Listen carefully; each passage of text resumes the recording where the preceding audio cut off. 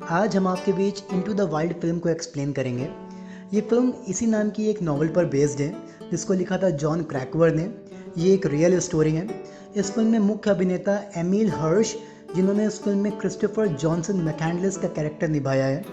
ये इनके करियर की अब तक की सबसे बेस्ट फिल्म मानी गई है। ये फिल्म एक इंसान के जज्बे, उसकी सोच और उसके एडवेंचर्स पर बेस्ड है, जो कि आम जिंदगी से काफ़ी अलग है। तो चलिए बिना किसी देरी के इस फिल्म को शुरू करते हैं। इस फिल्म की शुरुआत मई 1990 से होती है, जहां क्रिस्टोफर जॉनसन मैकैंडलेस यूएस के इमोरी कॉलेज से अपना ग्रेजुएशन A+ ग्रेड से पास करता है। इसके बाद क्रिस अपनी फैमिली के साथ एक रेस्टोरेंट में बैठा होता है, जिसमें इसके मॉम डैड के साथ इसकी सिस्टर कैरिन भी होती है।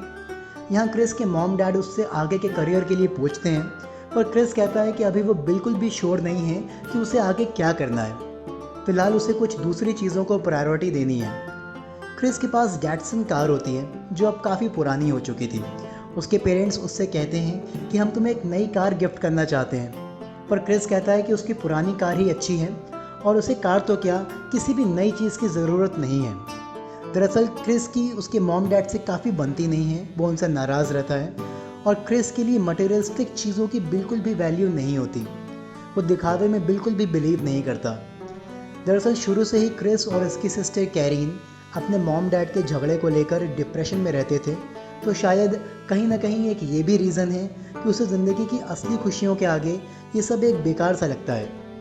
अब इसके कुछ दिन बाद वो अपने कॉलेज फंड में पड़े पूरे $24,000, जो कि उसकी मॉम डैड ने उसकी आगे की पढ़ाई के लिए जमा किए होते हैं, ऑक्सफैम ऑर्गेनाइजेशन को डोनेट कर देता है, जो कि एक NGO होता है। इसके अलावा क्रिस अपना ID card, social security card, credit card, DL और बाकी सारे डॉक्यूमेंट्स जला देता है और किसी को बिना बताए कार लेकर अपने सफ़र पर निकल पड़ता है। क्रिस अपने तरीके से अपनी ज़िंदगी को जीना चाहता है। वो नेचर से कनेक्ट होना चाहता है। वो एक एक्सट्रीम वाइल्ड लाइफ जीना चाहता है। क्रिस अपनी पास्ट लाइफ को भुलाकर एक नई जगह जाना चाहता है, जहाँ उसे कोई ना जानता हो, जहाँ ढेर सारे एडवेंचर्स हों। क्रिस आज की इस पॉइजन सोसाइटी से भी काफ़ी दूर रहना चाहता है, जहाँ वो लाइफ की असली मीनिंग को ढूंढ पाए। क्रिस अपनी कार लेकर अपने सफ़र पर आगे बढ़ता है। एरिज़ोना पहुंचकर रात में वो अपनी कार में ही सो जाता है, पर इस टाइम वो एक फ्लैश फ्लड एरिया में होता है और जब वो सुबह उठकर देखता है तो रात में आए फ्लड से उसकी कार वहीं पर बुरी तरह फंस चुकी होती है। क्रिस अब डिसाइड करता है कि वो आगे का सफ़र अपनी कार के बिना ही करेगा, पर क्रिस आगे बढ़ने से पहले अपनी कार की नंबर प्लेट निकाल लेता है, ताकि कोई पहचान ना पाए कि ये उसकी गाड़ी है और उसके पीछे करते हुए उसे ट्रेस ना कर पाए। इसके साथ ही क्रिस के पास जितने भी डॉलर्स बचे होते हैं वो उन्हें भी जला देता है, यानी कि वो अपनी जर्नी पे बिना पैसों के, बिना कोई चीज़ लिए जाएगा। अब क्रिस के पास कुछ नहीं होता है सिवाय एक टूरिस्ट बैग के, जिसमें उसकी ढेर सारी बुक्स और कुछ ज़रूरी सामान होता है। क्रिस अपना आगे का सफ़र हिच हाइकिंग पर करने वाला है, यानी कि वो लोगों से लिफ्ट मांग मांग कर आगे बढ़ेगा। क्रिस इस सफ़र में अपने आप को एक नया नाम भी देता है और उसका नया नाम होता है अलेक्जेंडर सुपरट्रैम्प। अब दूसरी तरफ क्रिस की फैमिली क्रिस से कोई कांटेक्ट ना कर पाने से काफ़ी परेशान हो रही होती है, पर क्रिस इधर अपनी लाइफ को एक्सप्लोर कर रहा होता है। क्रिस कैलिफोर्निया पहुंच जाता है और यहाँ उसकी मुलाकात एक हिप्पी कपल से होती है, जिनका नाम रेनी और जैन होता है। ये क्रिस को अपनी गाड़ी में लिफ्ट देते हैं और बताते हैं कि हम दोनों भी तुम्हारी ही तरह हैं, हम लोग भी जगह जगह घूमकर कैंपिंग करते हैं, बस फ़र्क ये है कि हम लोग गाड़ी से सफ़र करते हैं और तुम पैदल कर रहे हो। इसके बाद क्रिस कुछ दिन इन दोनों के साथ ही बिताता है। इन दोनों में स्पेशली जैन क्रिस को काफ़ी मानने लगती है। क्रिस उसे उसके लड़के की याद दिलाता है, जो लगभग क्रिस की एज का ही था और वो उसे छोड़कर चला गया था। सब कुछ अच्छा चल रहा होता है, पर क्रिस को अपनी वाइल्ड लाइफ जीने के लिए अलास्का जाना होता है और एक दिन सडनली वो इन दोनों को बिना बताए वहाँ से निकल जाता है। इसके बाद क्रिस जाता है ईस्टर्न साउथ डकोटा, जहाँ उसकी मुलाकात वेन वेस्टनबर्ग नाम के शख्स से होती है। इस आदमी के पास बहुत बड़े बड़े खेतों का कॉन्ट्रैक्ट होता है और क्रिस इसके अंडर में इसके खेतों में काम करना शुरू कर देता है। वो बड़ी बड़ी मशीनों से फसल काटता है। क्रिस यहाँ पर अपनी लाइफ को काफ़ी एंजॉय कर रहा होता है। क्रिस और वेन काफ़ी अच्छे दोस्त भी बन चुके होते हैं और क्रिस उससे एक गन दिलवाने के लिए कहता है। वो बताता है कि उसे अलास्का की वाइल्ड लाइफ जीनी है और वहाँ जानवरों को मार कर खाने और अपनी सेफ्टी के लिए गन चाहिए होगी। वेन उसको एक गन दिलवा भी देता है, पर इसके कुछ ही दिनों बाद वे इनको कुछ इलीगल एक्टिविटीज़ के लिए FBI आकर हिरासत में ले लेती है और इसी के साथ ही क्रिस का यहाँ तक का सफ़र भी पूरा हो जाता है। क्रिस को अपने सफ़र पर निकले हुए काफ़ी महीने बीत चुके होते हैं और अब क्रिस कोलोराडो रिवर को पार करके साउथ की तरफ जाना चाहता है, पर इसके लिए उसे वहाँ की अथॉरिटी से परमिशन लेनी पड़ेगी। और अब जब क्रिस इसके लिए परमिशन लेने जाता है तो उसे बताया जाता है कि उसका नाम वेटिंग लिस्ट में लिख दिया जाएगा। और जब क्रिस वेटिंग लिस्ट चेक करता है तो वेटिंग लिस्ट के हिसाब से क्रिस का नंबर 12 साल बाद का होता है। अब क्रिस 12 साल तो वेट नहीं करने वाला था, तो क्रिस अब बिना परमिशन के ही एक सेकेंड हैंड डोंगी खरीद कर खुद ही नदी को पार करने के लिए निकल जाता है। रास्ते में उसे एक कपल भी मिलता है। जब क्रिस उन्हें बताता है कि उसने आगे की जर्नी अभी डिसाइड नहीं करी है, तो वो लोग कहते हैं कि क्यों ना तुम मैक्सिको चले जाओ। वो उसे मैप दिखाते हैं कि ये नदी कैसे मैक्सिको तक जा रही है। क्रिस इन लोगों के साथ बैठा एंजॉय ही कर रहा होता है, पर तभी उसे पुलिस का अलार्म सुनाई पड़ता है जो उसे पकड़ने के लिए उसके पीछे आ रही होती है। क्रिस अब इन दोनों को छोड़कर वहाँ से आगे निकल जाता है। मैक्सिको पहुँचने से पहले क्रिस रास्ते में काफ़ी वक्त बिताता है। वो वहाँ नेचर को खूब एंजॉय करता है और एक केव में 36 दिनों तक रहता है। क्रिस अपनी डोंगी डेजर्ट में ही छुपा देता है और मैक्सिको में घूमता है, पर कुछ दिन बाद वहाँ तूफान आता है और अब इस कारण से उसे USA वापस आना पड़ता है। पर ये उसके लिए थोड़ा सा मुश्किल हो गया क्योंकि USA का बॉर्डर क्रॉस करते वक्त उसे पकड़ लिया जाता है और उसके पास कोई भी ID नहीं होती है। क्रिस से उसकी गन भी छीन ली जाती है और क्रिस को एक रात जेल में बंद रहना पड़ता है। इसके बाद क्रिस शहर पहुंच जाता है, लेकिन वो अब लोगों से लिफ्ट मांगने की बजाय मालगाड़ी से इधर उधर घूमता है। पर यह ज़्यादा दिनों तक नहीं चलने वाला था और एक बार उसे रेलवे पुलिस पकड़ लेती है और बहुत मारती है। इसके बाद क्रिस ने कभी भी मालगाड़ी में सफ़र नहीं किया और वो पहले की तरह ही हिच हाइकिंग या पैदल चलने वाला था। क्रिस इसके बाद लॉस एंजलिस से लेकर लॉस वेगास तक खूब घूमता है और अपनी लाइफ को एक्सप्लोर करता है। इसके बाद क्रिस 1991 का ऑटम सीज़न एरिज़ोना में एक मैकडोनल्ड रेस्टोरेंट में काम करते हुए बिताता है, पर यहाँ भी क्रिस काफ़ी टाइम तक नहीं रुकता और इसके बाद यहाँ से भी चला जाता है। अब क्रिस को घर से निकले हुए लगभग 1 साल से ऊपर हो चुका था, लेकिन क्रिस वापस जाने के मूड में नहीं दिख रहा होता है। अब इसके बाद क्रिस कैलिफोर्निया की स्लैब सिटी पहुँच जाता है, जहाँ उसे रेनी और जैन दोबारा से मिल जाते हैं, जो उसे देखकर बहुत खुश होते हैं। क्रिस की मुलाकात यहाँ पर एक ट्रेसी नाम की लड़की से भी होती है। ट्रेसी क्रिस को काफ़ी पसंद करने लगती है और उसे प्रपोज भी करती है, पर क्रिस उसे मना कर देता है। इसकी दरअसल 2 वजहें हो सकती हैं।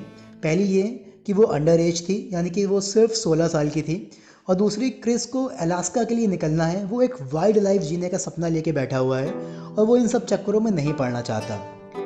क्रिस फाइनली वहाँ से भी चला जाता है।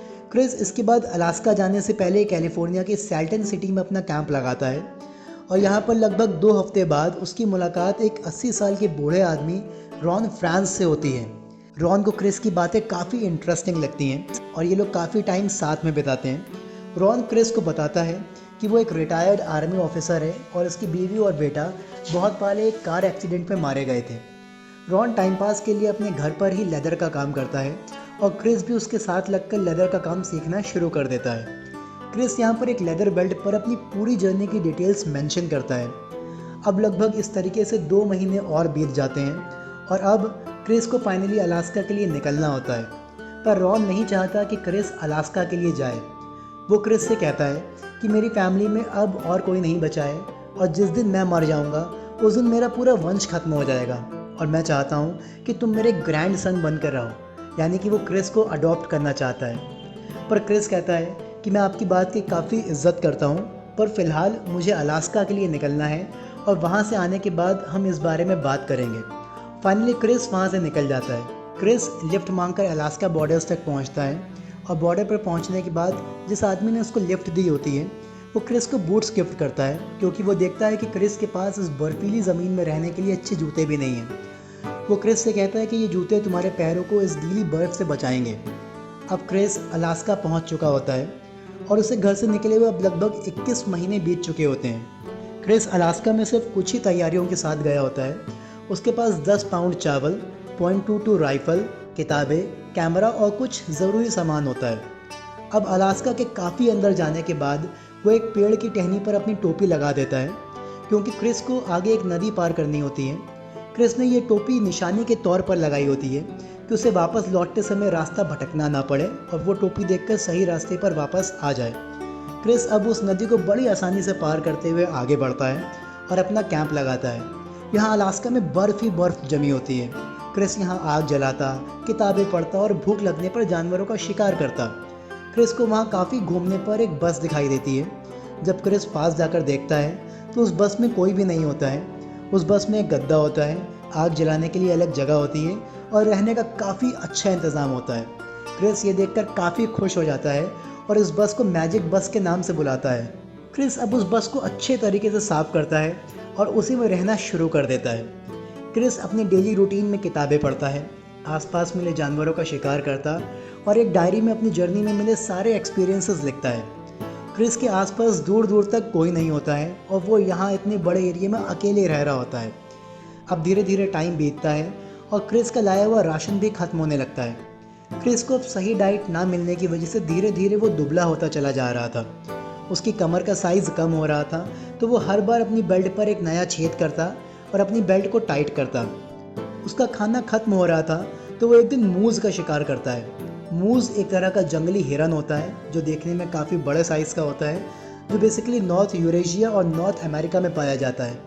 क्रिस उसका शिकार करता है ताकि उसका खाना काफ़ी दिनों तक चल सके, वो उसे स्टोर कर पाए। पर जैसा उसने सोचा होता है वैसा कुछ भी नहीं होता।